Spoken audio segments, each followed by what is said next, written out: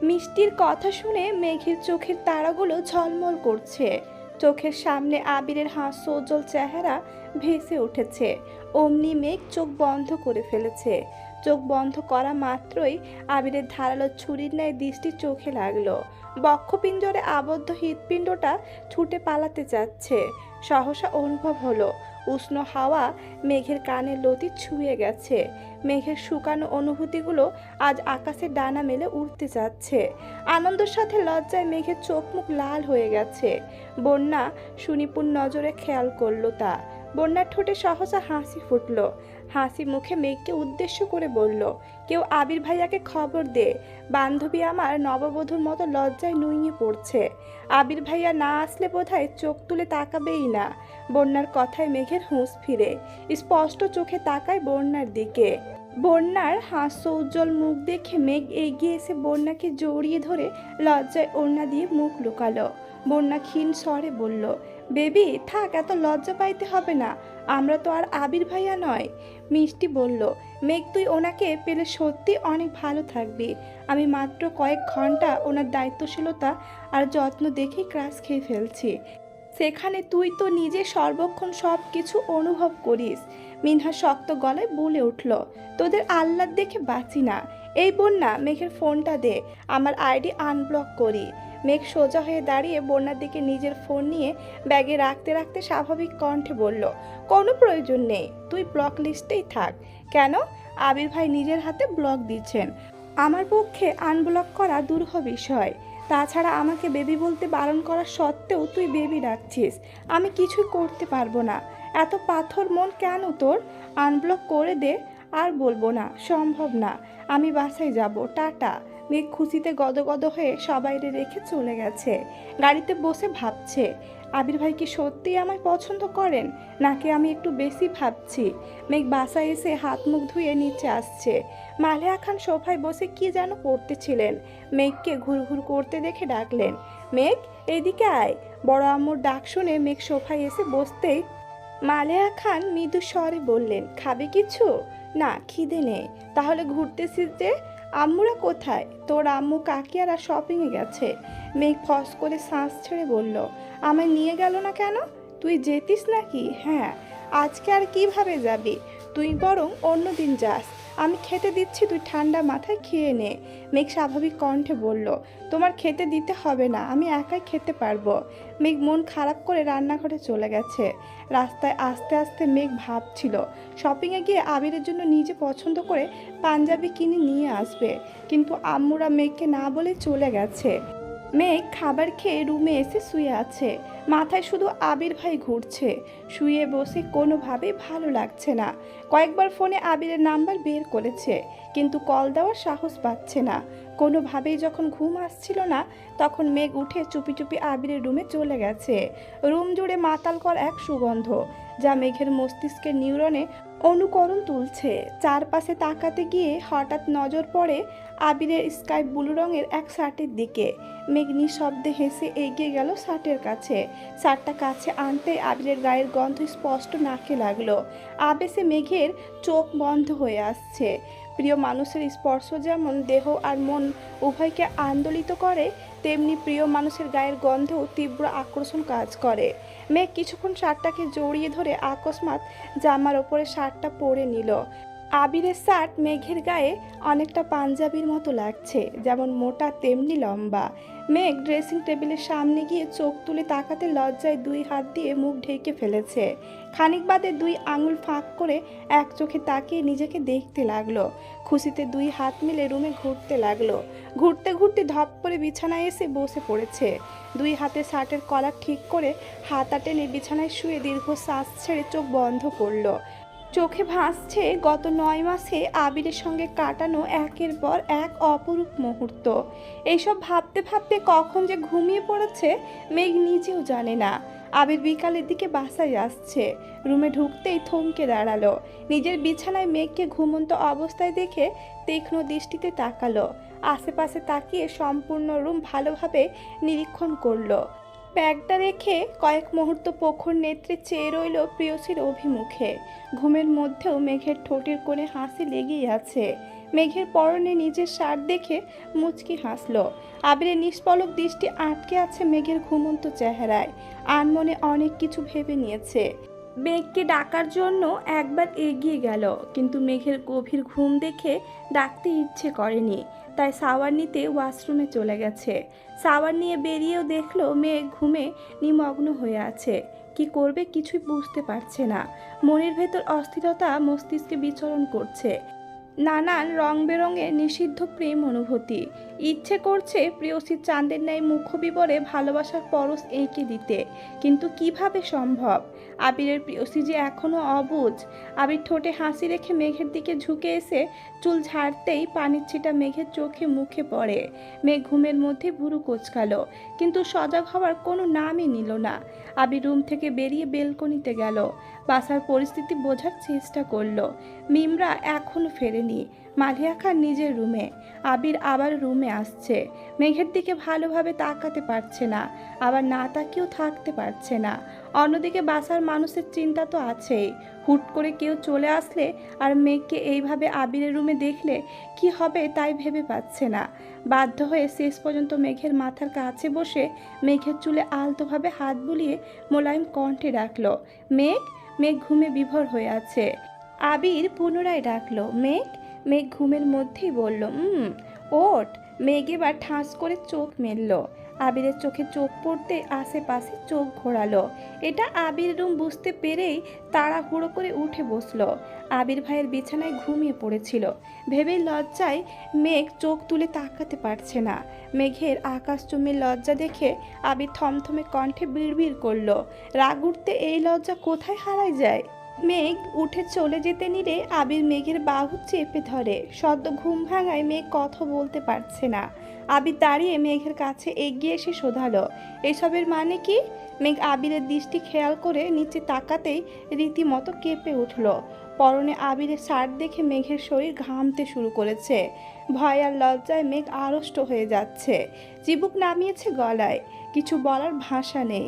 মেঘের অস্বাভাবিকতা বুঝতে পেরে আবির মেঘকে ছেড়ে দিয়েছে। মেঘ সঙ্গে সঙ্গে দরজার দিকে ছুটল। বেলকনিতে গিয়ে শার্ট খুলে পুনরায় আবিরের রুমের দরজা পর্যন্ত এসে শার্ট বিছানার দিকে ছুঁড়ে ফেলে নিজের রুমে চলে গেছে। আবির ঠোঁটে হাসি রেখে দরজার দিকে তাকিয়ে রইল। কিছুক্ষণ পরেই মিমরা শপিং করে বাসায় আসছে। এসে মেঘকে ডাক শুরু করলো।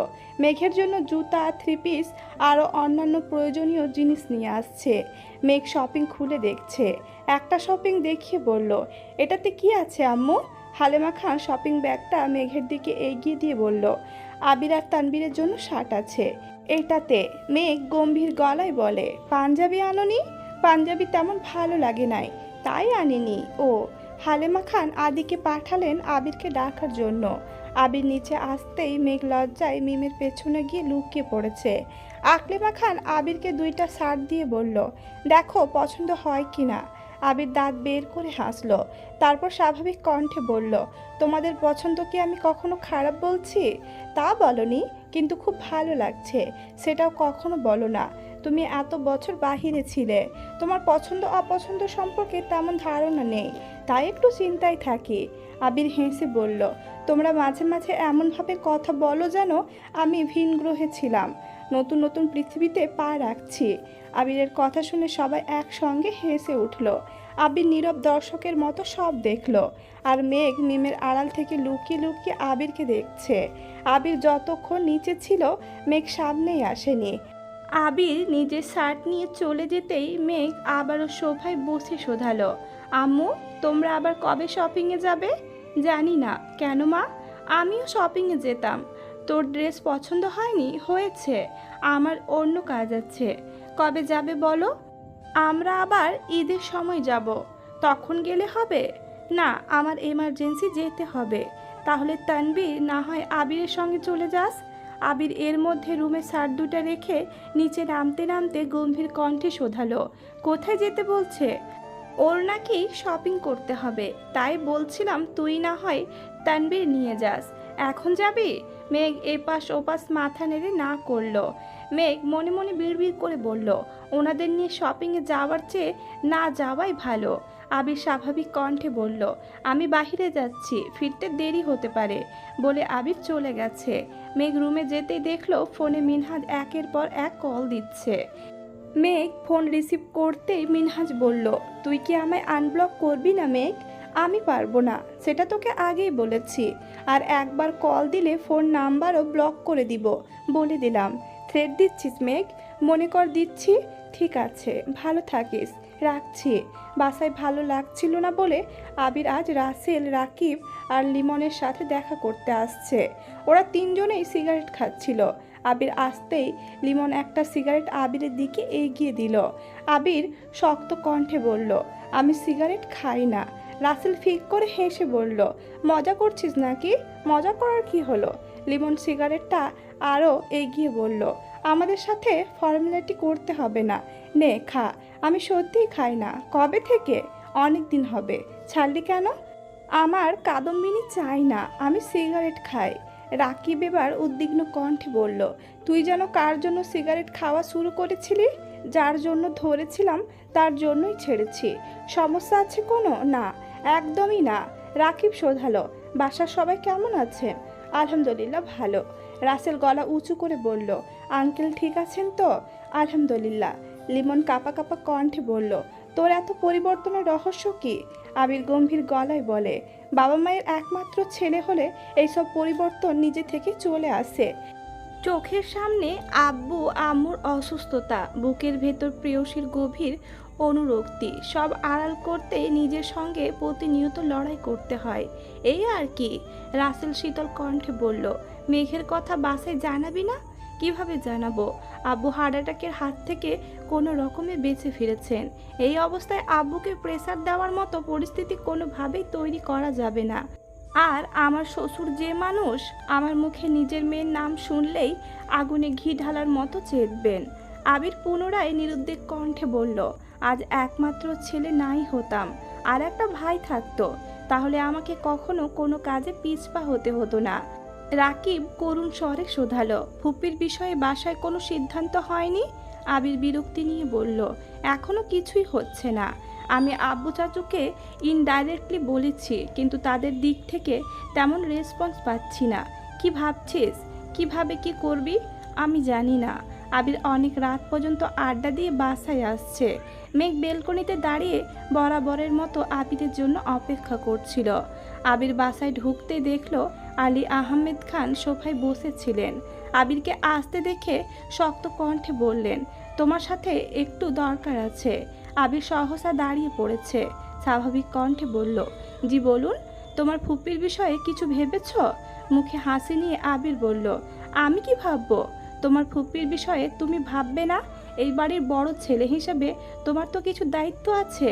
আবির মলিন হেসে বলল, আপনারা যা সিদ্ধান্ত নেবেন তাই হবে। আলী আহমেদ খান শান্ত স্বরে বললেন, ঠিক আছে, রুমে যাও তুমি। আজ মেঘ ভার্সিটিতে আসতেই মিষ্টি উত্তেজিত কণ্ঠে বলল, কী রে মেঘ, আবির ভাইয়ের সঙ্গে কথা হলো? কি কথা বলবো? মিনহাজকে ব্লক করার কারণ জিজ্ঞেস করিসনি? মেঘ আমতা আমতা করে বলল, এত সাহস আমার নেই। সাহস না দেখালে কিছু জানতেও পারবি না। মেঘের হঠাৎ ধীর কণ্ঠে প্রশ্ন করল, উনি আমায় ভালো না বাসলে কি করব? তামিম হেসে বলল, ওনাকে ভুলে যাবি? মেঘ ভুরু কুচকে কঠিন স্বরে বলল, তোরে ভুলে যাব? দূর হ হারামি। মিনহাজ অভিভূতের ন্যায় নিষ্পলক মেঘের দিকে কিছুক্ষণ তাকিয়ে থেকে বলল, তোরা অনুমতি দিলে আমি একটা প্ল্যান দিতে পারি। বন্যা শক্ত কণ্ঠে বলল, কিসের প্ল্যান? মিনহাজ ধীর স্থির কণ্ঠে সবটা প্ল্যান বলেছে। মিষ্টিরা বলার সঙ্গে সঙ্গে রাজি হয়ে গেছে।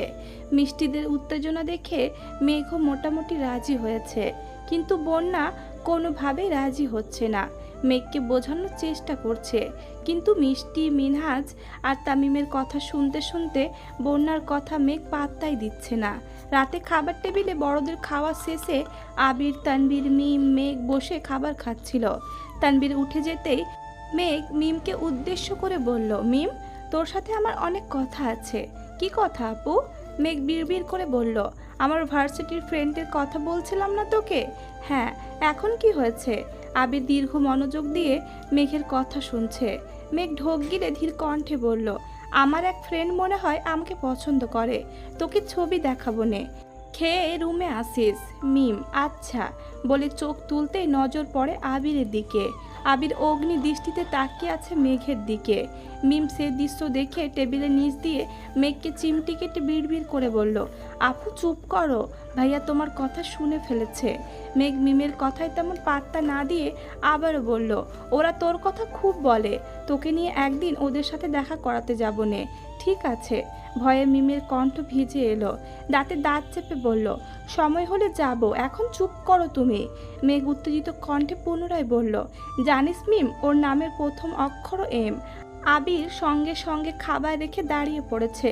হালেমা খান উদ্বিগ্ন কণ্ঠে শোধালেন, কিরে খাবার শেষ না করে উঠে পড়লি যে? খেতে ইচ্ছে করছে না কেন? কি হয়েছে তোর? কিছু না। আবির আগে ফুঁসতে ফুঁসতে রুমে চলে গেছে। মেঘ এবার দীর্ঘ শ্বাস ছেড়ে চোখ তুলে তাকালো। মেঘের নেত্রদ্বয় টলমল করছে। আবিরের সামনে এভাবে কথা বলা মেঘের কাছে তৃতীয় বিশ্বযুদ্ধের সমতুল্য। ভয়ে মেঘের হাত পা কাঁপছিল। নিচ দিকে তাকিয়ে কোনো রকমে কথাগুলো বলেছে মেঘ। আবির কোনো দিকে না তাকিয়ে রুমে চলে গেছে। মেঘ গভীর রাত পর্যন্ত টিভি দেখেছে আর আবিরের জন্য অপেক্ষা করেছে। প্রায় 1টা নাগাদ মেঘ রুমে গিয়ে শুয়ে পড়েছে। পরদিন সকালে আবার খাবার টেবিলে আবিরের সঙ্গে দেখা।